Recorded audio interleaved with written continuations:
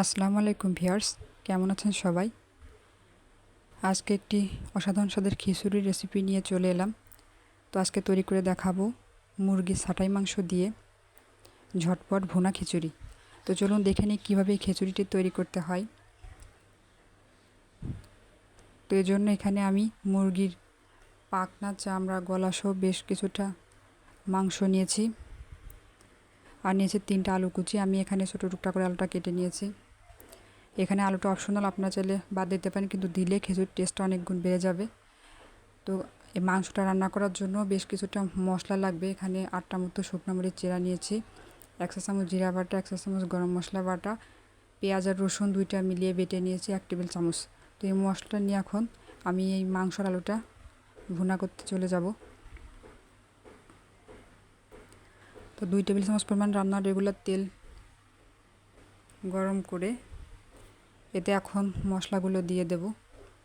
প্রথমে দিয়েছি পেঁয়াজ বাটা, রসুন বাটা, জিরা বাটা, গরম মশলা বাটা,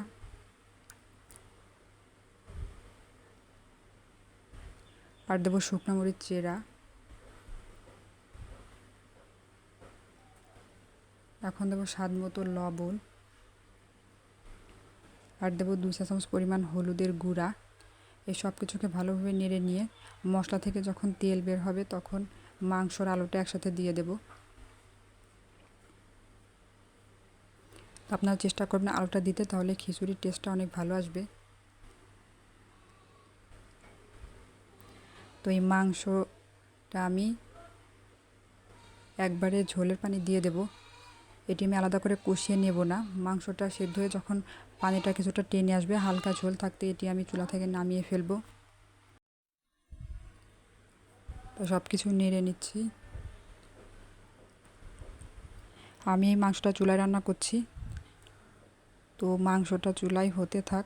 ততক্ষণে আমি রাইস কুকারে খিচুড়িটা বসিয়ে দেব, যেহেতু এই খিচুড়িটা আমি ঝটপট রান্না করব।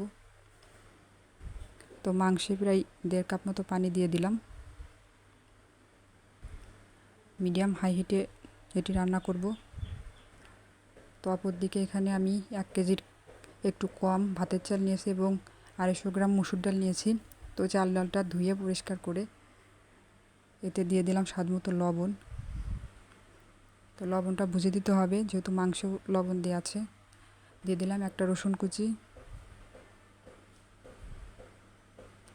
2টা পেঁয়াজ কুচি, বেশ কিছু কাঁচামরিচ চেরা দিলাম। মরিচের পরিমাণটা বুঝে দিতে হবে, যেহেতু মাংসও মরিচ দেওয়া আছে।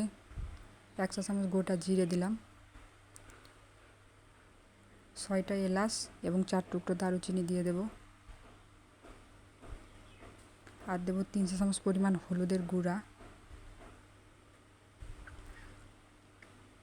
আর দেব 3 টেবিল চামচ পরিমাণ রান্নার রেগুলার তেল।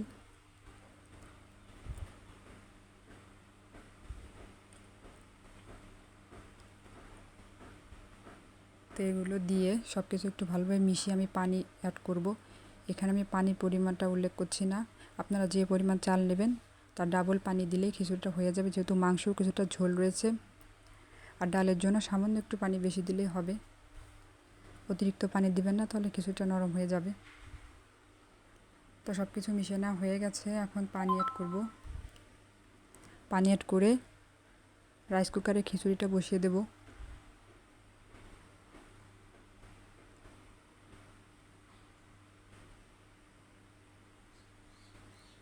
সব কিছু নেড়ে নিচ্ছি।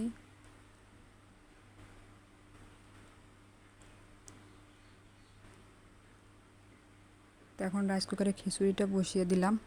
খিচুড়ি থেকে সামান্য একটু পানি টেনে আসা পর্যন্ত অপেক্ষা করছি। তারপরে এতে আমি মাংসটা দিয়ে দেব। ওদিকে আমার মাংসটা রান্না হয়ে গেছে। তো এর মতো অবস্থায় মাংসটা দিয়ে দিচ্ছি, সামান্য একটু পানি থাকতেই মাংসটা দিয়ে দিতে হবে। দিয়ে ভালোভাবে নেড়ে খিচুড়ির সাথে মিশিয়ে দিচ্ছি। এখন ঢাকনা দিয়ে অপেক্ষা করব খিচুড়িটা হয়ে আসা পর্যন্ত। খিচুড়িটা হওয়ার পর আমি এটি নামিয়ে দেখাচ্ছি। তো ব্যাস, এই দেখুন আমি এটি নামিয়ে নিয়েছি। তো ব্যাস, তৈরি হয়ে গেল খুব সহজে আমার ঝটপট মজাদার ভুনা খিচুড়ি। তো ভিডিওটি ভালো লাগলে প্লিজ চ্যানেলটি সাবস্ক্রাইব করবেন এবং পাশে থাকা বেল বাটনটি ক্লিক করবেন যাতে পরবর্তী নোটিফিকেশন আপনার কাছে চলে যায়। তো সবাই ভালো থাকবেন। আল্লাহ হাফিজ।